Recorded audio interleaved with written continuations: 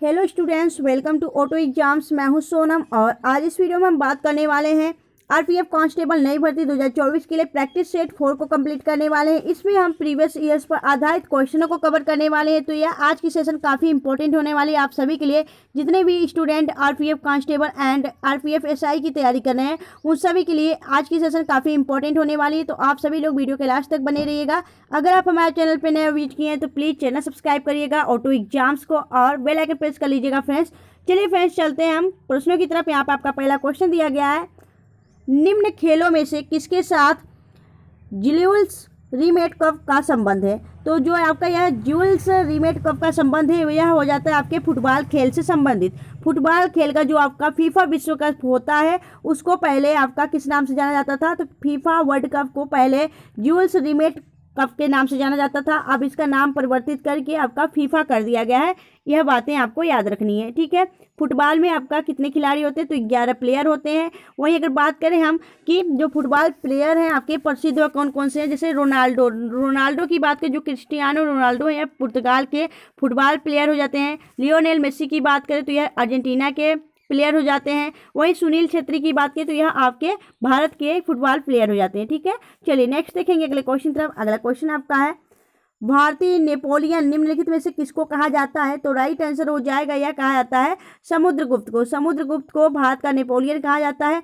समुद्रगुप्त की बात करें तो आपसे कई बार एग्जाम में पूछा गया कि समुद्रगुप्त कौन सा वाद्य यंत्र बजाया करता था, तो यह बीड़ा बजाया करता था। इसके सिक्कों पे दिखा गया, सिक्कों पे इमेज बनी हुई है कि समुद्रगुप्त बीड़ा बजाते हुए, ठीक है। तो बीड़ा आपका राइट आंसर हो जाएगा। बीड़ा जो कि आपकी एक प्राचीन वाद्य यंत्र हो जाता है। यह भी बातें आपको याद रखनी का।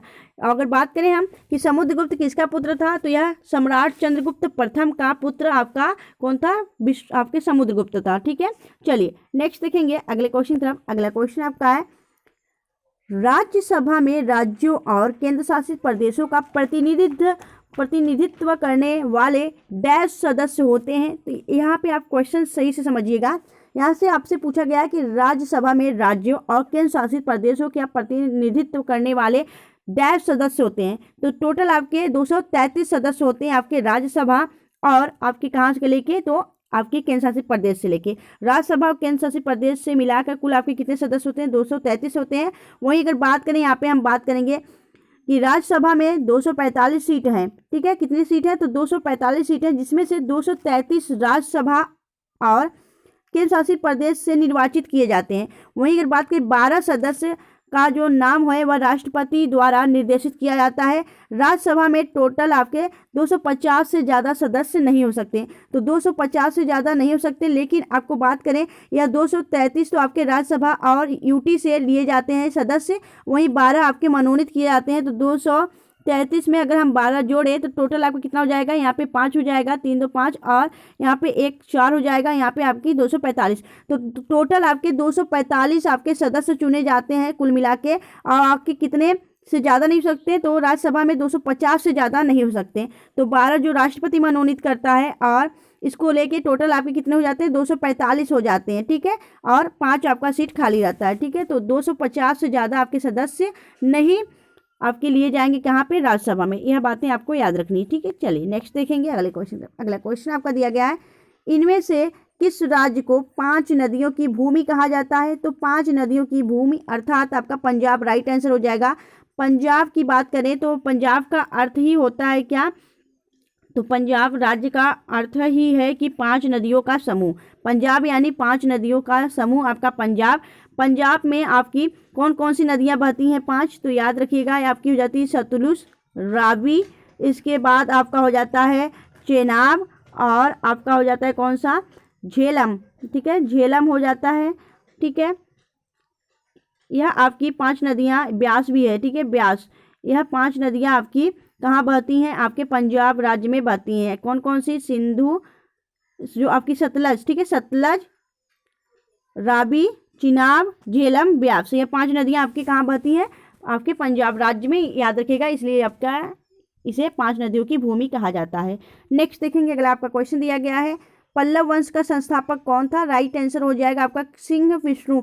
सिंह विष्णु आपका पल्लव वंश का संस्थापक था। वहीं अगर बात करें हम कि पल्लव वंश का सेकंड राजा कौन बना, तो सिंह विष्णु के बाद कौन बना था, तो बना था महेंद्र वर्मन प्रथम। महेंद्र वर्मन प्रथम जो था वह सिंह विष्णु के बाद राजगद्दी पे बैठा था, और जो आपके महेंद्र वर्मन प्रथम था उसने ही सबसे पहले पत्थरों को काट कर मंदिर बनाने की कला को आपका विकसित किया था। ठीक है, चलिए अगर बात करें पल्लव वंश द्वारा बनाए गए जो मंदिर है वह कौन कौन से हैं, तो कांचीपुरम का कैलाश मंदिर और महाबली मंदिर, यह दोनों आपके महाबलीपुरम मंदिर जो है यह दोनों आपके पल्लव वंश के द्वारा बनाए गए हैं मंदिर। ठीक है, चलिए नेक्स्ट देखेंगे। अगर आपका क्वेश्चन दिया गया है राज्य का दर्जा हासिल करने वाला 25वां भारतीय राज्य कौन सा है, तो राइट आंसर हो जाएगा गोवा। आपका 25वां राज्य हो जाता है भारतीय राज्य जिसे आपका भारत में शामिल किया गया था। यह पहले किसके अधीन था, तो गोवा पहले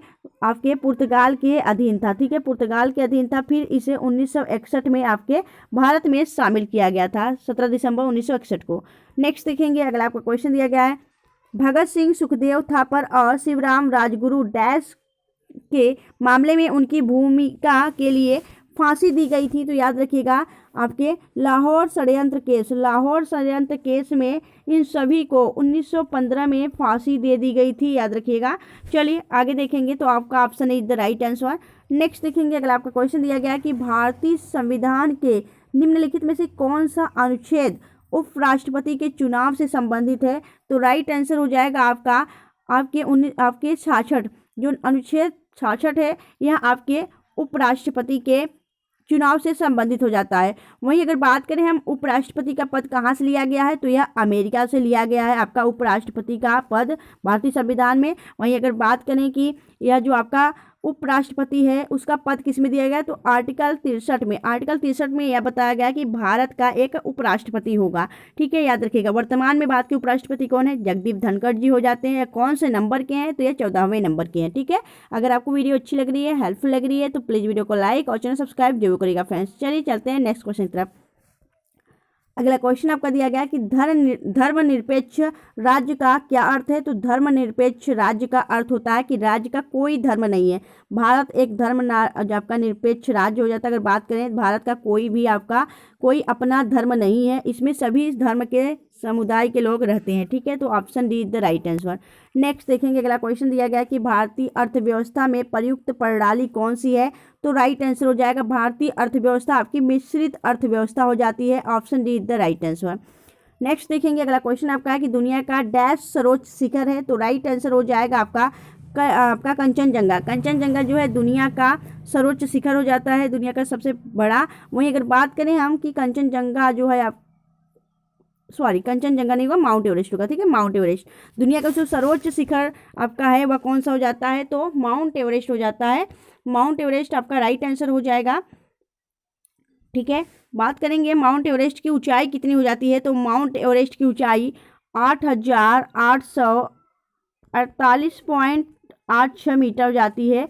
ठीक है, याद रखिएगा यह ऊंचाई हो जाती है आपके माउंट एवरेस्ट की। माउंट एवरेस्ट दुनिया का सर्वोच्च शिखर हो जाता है। माउंट एवरेस्ट की बात करें तो नेपाल में इसे सागरमाथा के नाम से जाना जाता है। ठीक है फ्रेंड्स, चलिए option D is the right answer. Next देखेंगे। अगला क्वेश्चन आपका है कि वास्तुकला में पंचायत शैली डैश शब्द से संबंधित है, तो राइट आंसर हो जाएगा वास्तुकला में जो पंचायत शैली है वह डैश शब्द से संबंधित हो जाती है, तो यह मंदिरों से संबंधित हो जाती है। आपका राइट आंसर हो जाएगा ऑप्शन सी। चलिए नेक्स्ट देखेंगे अगले क्वेश्चन तरफ। अगला क्वेश्चन आपका दिया गया है राज्य परिषद को डैश भी कहा जाता है, तो राज्य परिषद को राज्यों की परिषद भी कहा जाता है, तो option see the right answer. Next देखेंगे अगले क्वेश्चन तरफ। अगला क्वेश्चन आपका है कि राइडर शब्द किस खेल से संबंधित है। ठीक है, तो यहाँ पे राइडर ना हो के क्या होना चाहिए था आपका, यहाँ पे रेडर होना चाहिए था। रेडर, राइडर तो गोल्फ से संबंधित हो जाता है। यहाँ पे रेडर की बात करें तो रेडर जो शब्द होता है ना, यहाँ पे रेडर होना चाहिए था। तो रेडर जो शब्द है तो यह आपकी क्रिकेट से कबड्डी से संबंधित हो जाता है। ठीक है, अगर राइडर की बात करें तो यह गोल्फ से होता है।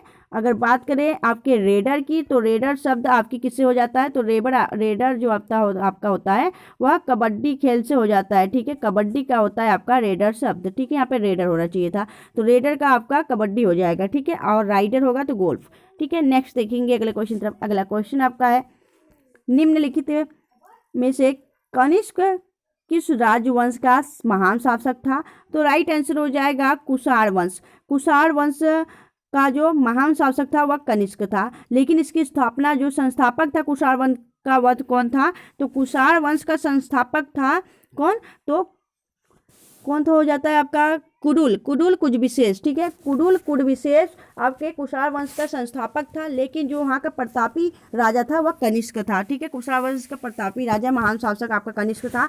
और अगर बात की कुषाण की राजधानी क्या थी, तो कुषाणों की राजधानी मथुरा थी। मथुरा को उन्होंने ऐतिहासिक रूप से अपनी राजधानी बनाई थी। ठीक है, चलिए नेक्स्ट देखेंगे अगले क्वेश्चन की तरफ। अगला क्वेश्चन आपका है वित्तीय सहायता डैश द्वारा नियंत्रित की जाती है। तो जो वित्तीय सहायता होती है वह आपके रिजर्व बैंक द्वारा आपकी नियंत्रित की जाती है। तो आपका राइट आंसर हो जाएगा ऑप्शन बी। वहीं अगर बात करें हम रिजर्व बैंक के बारे में, तो रिजर्व बैंक ऑफ इंडिया इसका हेडक्वार्टर आपके मुंबई में है। वहीं बात करें कि इसकी स्थापना कब की गई थी, तो 1 अप्रैल 1935 में आपके रिजर्व बैंक की स्थापना की गई थी। किस समिति के तहत? तो यंग हिल्टन समिति के आधार पर इसकी स्थापना की गई थी।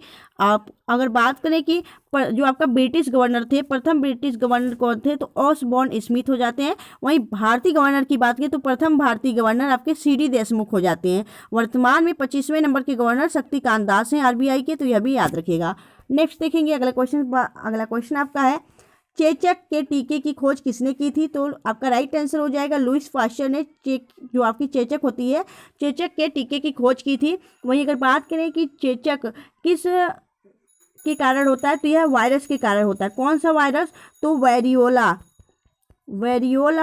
वायरस के कारण आपका यह चेचक होता है। तो याद रखिएगा वेरियोला वायरस के कारण चेचक आपकी रोग हो जाता है। वहीं अगर बात करें कि इसकी खोज आपके लुईस पास्चर के द्वारा की गई थी, इन्हें याद रखिएगा। नेक्स्ट देखेंगे अगला क्वेश्चन दिया गया है कि बैडमिंटन खेल निम्नलिखित में से किस शब्द से संबंधित है? तो राइट आंसर हो जाएगा आपका ड्रॉप खेल से संबंधित आपका जो बैडमिंटन है, बैडमिंटन शब्द हो जाता है आपका ड्रॉप। बैडमिंटन खेलों में इसका उपयोग किया जाता है ड्रॉप शब्द का। वहीं अगर बात करें गुगली शब्द किस में इस्तेमाल किया जाता है, तो यह क्रिकेट में आपका किया जाता है। खेलों से शब्दावली हमने यहाँ पे अगर बात करें, जो खेलों से संबंधित शब्दावली होते हैं वो काफ़ी इंपॉर्टेंट हो जाता है आपके एग्जाम के लिए। और खेलों से संबंधित शब्दावली हमने अपने चैनल पर ऑटो एग्जाम पर कराया है। अगर आपने वहाँ पे नहीं देखा है तो इस वीडियो को जरूर देख लीजिएगा। ऑटो एग्जाम पर जाके आपके खेलों से संबंधित शब्दावली काफ़ी इंपॉर्टेंट और हेल्पफुल होगा आप सबके लिए। ठीक है, तो इसे देख लीजिएगा। तो इस क्वेश्चन का राइट आंसर हो जाएगा ऑप्शन सी। ठीक है, और अगर बात करें बैडमिंटन से संबंधित जो ट्रॉफी है वह हमने भी कराया है। अगर बात करें कि कौन कौन से हो जाते हैं, तो थॉमस कप बैडमिंटन से संबंधित हो जाता है और सुधीरवन कप भी आपके बैडमिंटन से संबंधित हो जाता है। ठीक है, चलिए नेक्स्ट देखेंगे। अगला क्वेश्चन आपका है कि अध्यक्ष और राज्य मानवाधिकार आयोग के सदस्यों को कौन हटा सकता है? तो राइट आंसर हो जाएगा आपका यह आपके राष्ट्रपति द्वारा हटाए जाते हैं। तो राष्ट्रपति आपका राइट आंसर हो जाएगा। नेक्स्ट देखिए अगला क्वेश्चन आपका है अलकनंदा के साथ वह नदी कौन सी है जिसके संगम पर आपका रुद्रप्रयाग स्थित है? तो राइट आंसर हो जाएगा आपका मंदाकिनी। अलकनंदा जब मंदाकिनी से आपकी मिलती है तो वहाँ पे आपका रुद्रप्रयाग बनता है। आप सभी जानते हैं कि जो यह पंचप्रयाग है वह कहाँ पे स्थित है? आपके उत्तराखंड में। नेक्स्ट देखेंगे अगर आपको क्वेश्चन दिया गया कि मानव शरीर में कुल कितनी मांसपेशियां होती हैं, तो मानव शरीर में आपसे बात की जाए, यहाँ पे ध्यान से देखिएगा, यहाँ पे मांसपेशियां की बात की गई है। तो जो आपकी मानव शरीर में कुल मांसपेशियों की संख्या होती है वो हो जाती है आपकी 639। Option A is the right answer. वहीं अगर बात करें हम कि टोटल आपकी हड्डियां कितनी होती हैं, तो 206 हड्डियां होती हैं एक वयस्क मनुष्य में। वहीं बच्चों में बात करें तो 300 हड्डियां होती हैं। ठीक है, आपका शिशु बाल्य अवस्था में 300 हड्डियां होती हैं और वयस्क में वही चल के आपके 206 हड्डियां बन जाती हैं। ठीक है, नेक्स्ट देखेंगे अगला क्वेश्चन आपका दिया गया है सत्रिया भारत के किस राज्य का एक पारंपरिक हिंदू शास्त्रीय नृत्य है?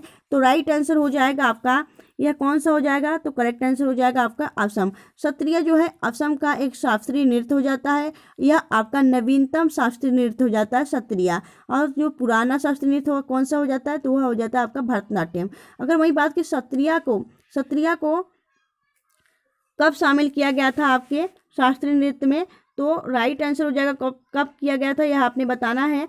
तो सत्रिया की बात करें तो सत्रिया को संगीत नाटक अकादमी के द्वारा सत्रिया को 15 नवंबर 2000 को शास्त्रीय नृत्य की सूची में शामिल किया गया था। ठीक है, और सत्रिया के नृत्य के संस्थापक कौन माने जाते हैं? तो महान संत शंकरदेव को सत्रिया के संस्थापक के रूप में माना जाता है।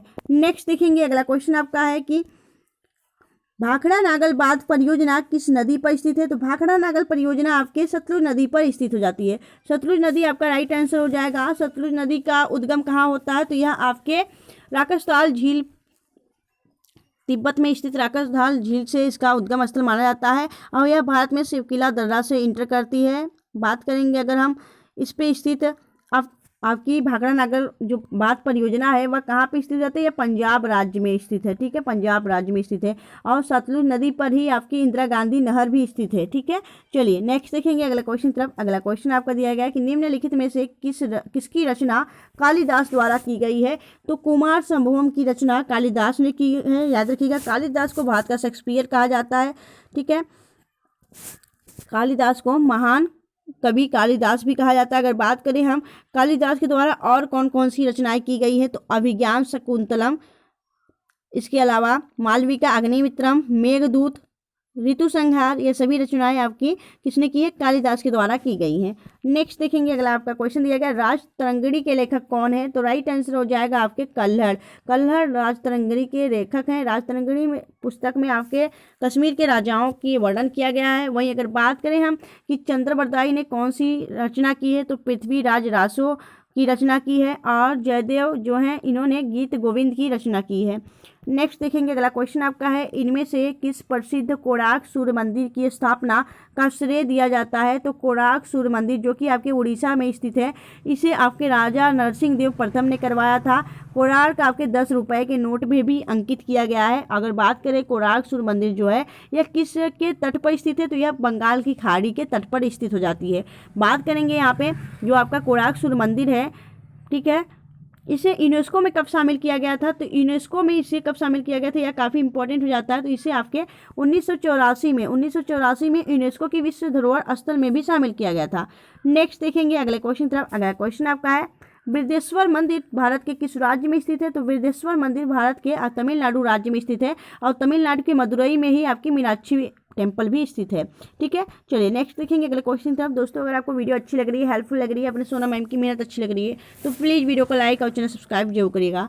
नेक्स्ट देखेंगे अगले क्वेश्चन तरफ। अगला क्वेश्चन आपका है कि निम्नलिखित में से किस मंदिर का निर्माण पल्लव वंश शासक द्वारा कराया गया था?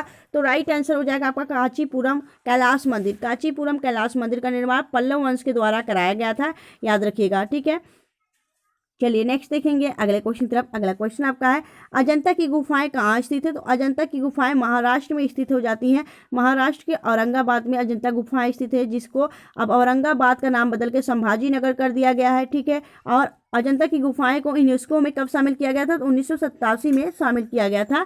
यह बातें याद रखनी है। चलिए नेक्स्ट देखेंगे अगले क्वेश्चन तरफ। अगला क्वेश्चन आपका है अल-बरूनी ने अपनी पुस्तक किताब उल हिंद मीन मकाला किस भाषा में लिखी थी? तो यह अरबी भाषा में लिखी गई थी। Option C is the right answer. Next question दिया गया गुलाम वंश का संस्थापक कौन था? तो कुतुबुद्दीन ऐबक ने गुलाम वंश की स्थापना की थी। मोहम्मद गौरी की मृत्यु के बाद गुलाम वंश की स्थापना कुतुबुद्दीन ऐबक ने की थी। कुतुबुद्दीन ऐबक ने अपनी राजधानी लाहौर बनाई थी। कुतुबुद्दीन ऐबक की बात की जाए तो इसे लाख बख्श की उपाधि इसने धारण की थी। ठीक है, लाख बख्श की उपाधि धारण की थी किसने? तो कुतुबुद्दीन ऐबक ने। कुतुबुद्दीन ऐबक की मृत्यु पोलो खेलते समय हो गई थी। बात करेंगे अगर हम इल्तुतमिश की, तो इल्तुतमिश कुतुबुद्दीन ऐबक के बाद आपका गुलाम वंश का नेक्स्ट शासक बना। इल्तुतमिश को गुलामों का गुलाम कहा जाता है।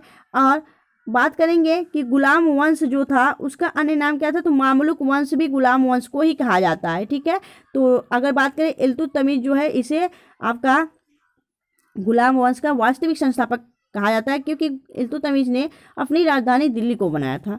नेक्स्ट देखेंगे अगले क्वेश्चन तरफ। अगला क्वेश्चन आपका है मोरक्को का प्रसिद्ध यात्री इब्न बतूता किस काल में भारत आया था?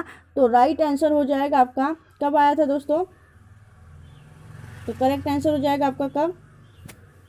तो मोरक्को का जो प्रसिद्ध यात्री इब्न बतूता था, इसने भारत दिल्ली सल्तनत के काल में आया था। अब किसके शासनकाल में? तो मोहम्मद बिन तुगलक के शासनकाल में यह दिल्ली आया था, याद रखिएगा। मोहम्मद बिन तुगलक के शासनकाल में। मोहम्मद बिन तुगलक की बात करें तो जो मोहम्मद बिन तुगलक है इसके शासनकाल में मोरक्को का जो प्रसिद्ध यात्री इब्न बतूता भारत आया था। तो इब्न बतूता ने रहेला नामक एक पुस्तक लिखा था, रहेला, ठीक है, रहेला नामक पुस्तक लिखा था जिसमें अपने यात्रा वृत्तांत की कहानी उसने लिखी थी, ठीक है। चलिए नेक्स्ट देखेंगे अगले क्वेश्चन तरफ। अगला क्वेश्चन आपका दिया है, तो कृष्णदेव राय डैश राज्य साम्राज्य के शासक थे। तो कृष्णदेव राय जो थे दोस्तों, यार जो आपके कृष्णदेव राय थे वह कहाँ के साम्राज्य के शासक थे? तो राइट आंसर हो जाएगा यह आपके विजयनगर साम्राज्य के शासक थे। विजयनगर की बात करें तो विजयनगर की स्थापना 1336 में आपके किसने की थी? तो यह आपके हरिहर बुक्का के द्वारा विजयनगर की स्थापना की गई थी, ठीक है। कृष्णदेव राय काफ़ी प्रतापी राजा था, याद रखिएगा, और हम्पी का निर्माण कृष्णदेव राय के द्वारा ही कराया गया था, ठीक है। चलिए नेक्स्ट देखेंगे अगला क्वेश्चन आपका है, डाक मीटर का आविष्कार डैश द्वारा किया गया था। तो राइट आंसर हो जाएगा आपका आर्थर पिटनी। आर्थर पिटनी के द्वारा डाक मीटर की आविष्कार किया गया था। नेक्स्ट देखेंगे अगला क्वेश्चन आपका है, अंतर्राष्ट्रीय ओलंपिक दिवस कब मनाया जाता है? तो 23 जून को आपका अंतर्राष्ट्रीय ओलंपिक दिवस के रूप में मनाया जाता है, ठीक है। और 2 फरवरी का आपका विश्व आर्द्रभूमि दिवस के रूप में मनाया जाता है। वहीं 18 दिसंबर की बात करें तो आपका अल्पसंख्यक अधिकार दिवस के रूप में मनाया जाता है। नेक्स्ट देखेंगे अगले क्वेश्चन तरफ। अगला क्वेश्चन आपका है, भ्रष्टाचार को नियंत्रित करने के लिए भारत सरकार का संगठन है। तो भारत सरकार के द्वारा कौन से संगठन का निर्माण किया गया है भ्रष्टाचार को नियंत्रित करने के लिए? तो राइट आंसर हो जाएगा आपका केंद्रीय सतर्कता आयोग, यानी आपके क्या हो जाता है? तो सेंट्रल विजिलेंस कमिश्नर, ठीक है, जिसके आपके वर्तमान में हेड कौन हो जाते हैं? तो प्रवीण कुमार श्रीवास्तव हो जाते हैं, ठीक है। चलिए नेक्स्ट देखेंगे अगले क्वेश्चन तरफ। अगला क्वेश्चन आपका दिया गया है कि निम्नलिखित में से कौन सा स्टेडियम भारत का पहला सौर ऊर्जा से लैस आपका स्टेडियम हो जाता है, खेल संस्थान हो जाता है? तो राइट आंसर हो जाएगा आपका चिन्ना स्वामी स्टेडियम बेंगलुरु। चिन्ना स्वामी स्टेडियम बेंगलुरु जो है, यहाँ पे आपका पहला आपका सौर ऊर्जा से संचालित खेल स्थान हो जाता है। तो राइट आंसर हो जाएगा आपका ऑप्शन बी। नेक्स्ट देखेंगे अगले क्वेश्चन तरफ। अगला क्वेश्चन आपका है कि सामान्य व्यक्ति का औसत बौद्धिक स्तर IQ कितना हो जाता है? तो राइट आंसर हो जाएगा आपका 90 से 110 होता है। Option be the right answer हो जाता है। IQ यानी आपका बुद्धि लब्धि, ठीक है, 90 से 110 होते हैं। आपका option be the right answer. Next देखेंगे अगला क्वेश्चन तब, केचुए में श्वसन अंग का नाम है। तो दोस्तों केचुए में जो श्वसन अंग होता है वह किस प्रकार से, केचुआ जो होता है आपका अर्थवाम, वह कैसे सांस लेता है यह आपने बताना है। तो राइट आंसर हो जाएगा गीली त्वचा से वह अपने सांसों को लेता है, ठीक है। नेक्स्ट देखेंगे अगला क्वेश्चन आपका है कि कर्क रेखा किस राज्य से होकर नहीं गुजरता है? तो कर्क रेखा उड़ीसा राज्य से होकर नहीं गुजरता है। कर्क रेखा टोटल आपके 8 राज्यों से गुजरता है। कौन कौन से? एक तो हो जाता है आपका कौन सा?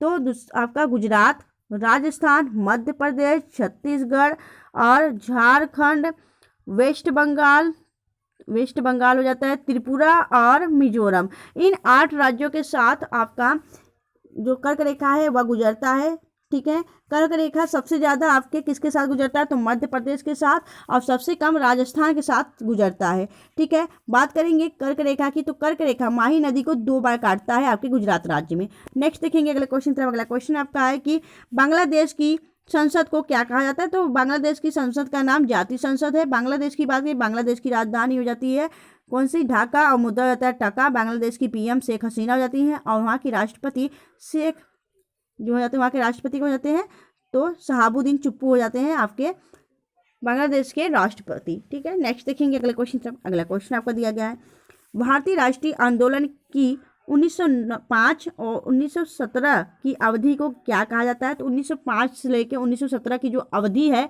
भारतीय राष्ट्रीय आंदोलन के, उसे क्या कहा जाता है? उग्रवादी चरण कहा जाता है। तो उग्रवादी चरण option be the right answer, ठीक है, याद रखिएगा। नेक्स्ट देखेंगे अगला आपका है कि क्वेश्चन कि my experiment with my truth के रचनाकार कौन है? तो राइट आंसर हो जाता है आपका महात्मा गांधी। महात्मा गांधी के द्वारा my experiment with my truth लिखी गई है। इनके द्वारा ही आपकी यंग इंडिया का भी लिखा गया है, यंग इंडिया को।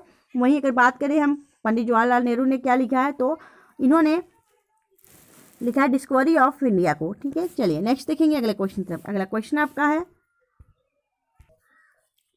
नेक्स्ट क्वेश्चन आपका दिया गया है कि पुलिस शिकायत पोर्टल, जो आपके पुलिस होते हैं, पुलिस शिकायत पोर्टल आवाम से आवाम के लिए कहाँ लॉन्च हुआ है? तो अब आवाम से आवाम के लिए जो पोर्टल लॉन्च की गई है पुलिस शिकायत दर्ज करने के लिए, यह शुरू की गई आपके जम्मू कश्मीर में।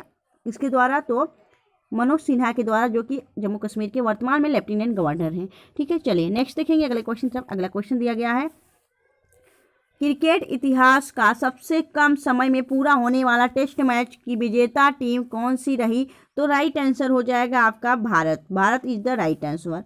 नेक्स्ट देखेंगे अगला क्वेश्चन आपका कि भूटान के नए प्रधानमंत्री कौन है? तो राइट आंसर हो जाएगा शेरिंग टोबगे। शेरिंग टोबगे जो है यहाँ के भूटान के नए प्राइम मिनिस्टर हैं, याद रखिएगा। बात करेंगे अगर हम भूटान की, तो भूटान को लैंड ऑफ थंडर बोल्ट कहा जाता है। भूटान की बात करें तो भूटान से भारत की 699 सीमा साझा होती है, अस्थिर सीमा साझा होती है, याद रखिएगा। नेक्स्ट देखेंगे अगला क्वेश्चन आपका दिया गया कि भारतीय संविधान का कौन सा अनुच्छेद धन विधेयक को परिभाषित करता है? तो 110 जो आपका हो जाता है वह आपका राइट आंसर हो जाएगा। अनुच्छेद 110 आपके धन विधेयक को परिभाषित करता है। वही वित्त विधेयक को कौन सा परिभाषित करता है? तो 117 आपके वित्त विधेयक जो आपका वित्त विधेयक होता है उसको परिभाषित करता है, याद रखिएगा। नेक्स्ट देखेंगे अगले क्वेश्चन तरफ। अगला क्वेश्चन आपका है कि भारतीय संसद की लोक लेखा समिति का अध्यक्ष कौन नामित करता है? तो भारतीय संसद के जो लोक लेखा समिति के अध्यक्ष होते हैं उनको लोकसभा अध्यक्ष के द्वारा नामित किया जाता है। तो लोकसभा अध्यक्ष आपका राइट आंसर हो जाएगा। ठीक है, नेक्स्ट देखेंगे अगले क्वेश्चन तरफ। अगला क्वेश्चन आपका दिया गया कि पगलाडिया बांध परियोजना किस राज्य में स्थित है? तो पगलाडिया जो बांध परियोजना है यह आपके असम के अंदर स्थित है। Assam is the right answer. Next देखेंगे सतलुज नदी किस दर्रे से होकर भारत में इंटर करती है, प्रवेश करती है? तो राइट आंसर हो जाएगा आपका शिपकिला दर्रा। Option is the right answer. Next देखेंगे अब सतलुज नदी का जो प्राचीन नाम है वह कौन सा हो जाता है? तो सतलुज नदी को प्राचीन नाम सतुद्री हो जाता है। ठीक है, नेक्स्ट देखेंगे अगला क्वेश्चन आपका दिया गया है। तो दोस्तों यहाँ पे टोटल हमने 50 क्वेश्चन कवर कर लिए आपके आरपीएफ कांस्टेबल, आरपीएफ एसआई के लिए। जीके जीएस के सारे हमने 50 क्वेश्चन कवर कर लिए। तो आपको यह वीडियो कैसी लगी आप हमें कमेंट सेक्शन में कमेंट करके अपने ओपिनियन जरूर दिया करिए। फ्रेंड्स मिलेंगे आपसे नेक्स्ट वीडियो में ऐसे बेस्ट कंटेंट के साथ। अगर आप हमारे चैनल पर नया विजिट किए थे तो प्लीज़ चैनल सब्सक्राइब करिएगा ऑटो एग्जाम्स को और बेल आइकन प्रेस कर लीजिएगा। और इसकी पीडीएफ भी आपको ऑटो एग्जाम टेलीग्राम चैनल पर मिलेगी। अगर आपने auto exam Telegram channel join नहीं किया तो उसे ज्वाइन कर लीजिए। इसका जो पीडीएफ है इस वीडियो का वह आपके ऑटो एग्जाम टेलीग्राम चैनल पर ही मिलेगा। ठीक है फ्रेंड्स, तो मिलेंगे आपसे नेक्स्ट वीडियो में। तब तक के लिए bye bye and thanks for watching. Keep smiling.